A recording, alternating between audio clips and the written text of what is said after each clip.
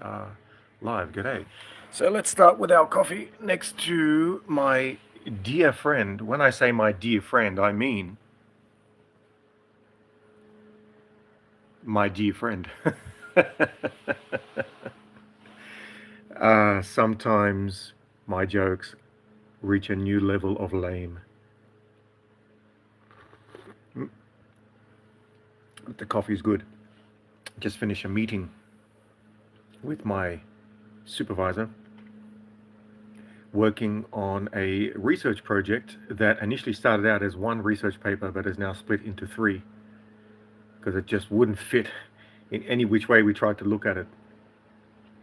But it was a problem that was very entangled, a mathematics problem that was super entangled to the point that didn't look like it could be untangled.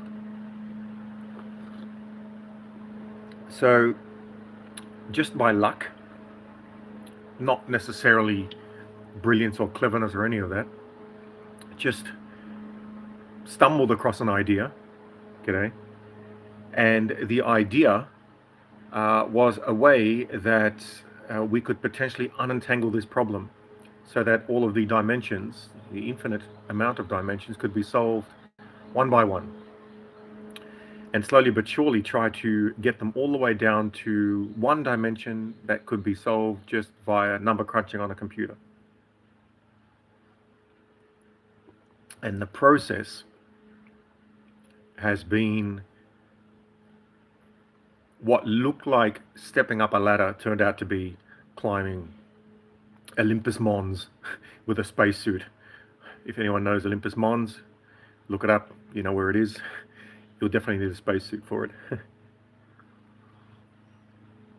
But what was fascinating about it was that having the idea was only 10%. The rest was a huge amount of labor that always finds a way to remind you that your intuition is at best partially correct. So coming up with an idea and going, yes, this is going to work, nah.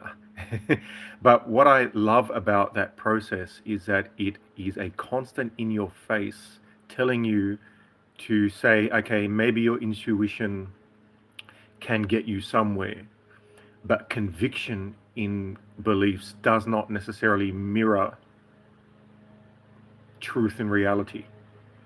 And that's my discovery in that situation, where I'm convinced absolutely that something is correct, and it turns out that it was partially correct.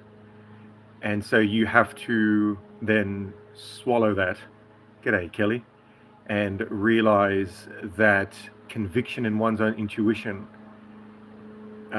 is comes second to when analysis, logic, reason, reality, those type of things push your intuition slightly aside. G'day, we have Kelly and Who Farted.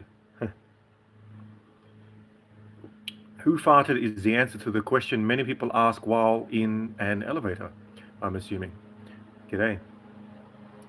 So what can I say? That's really all I'm going to say about that at the moment.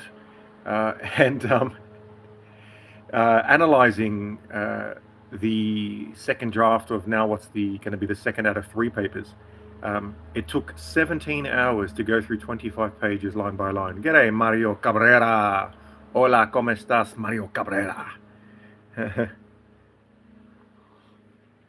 So you go line by line because basically you're going to be releasing work to people who don't necessarily give a damn about you as a person, which is a good thing because they're looking at the work without any bias. And if there's something that's not right, they're going to tell you. So you're basically putting your intuition and your rigor on the line for people to just either throw away, and it's good. It's a good reminder. That's all I have to say on that topic, to be honest. So it's more when one has a certain belief or intuition, maybe test it, see whether or not it holds up, because there's this subconscious belief that if you have an intuition, then it must be correct, but that does not necessarily have to be true just because one believes that to be true. But my coffee's nearly finished, so I'm going to head off. But it was nice to see you. And until next time, what do? You take life one smack at a time.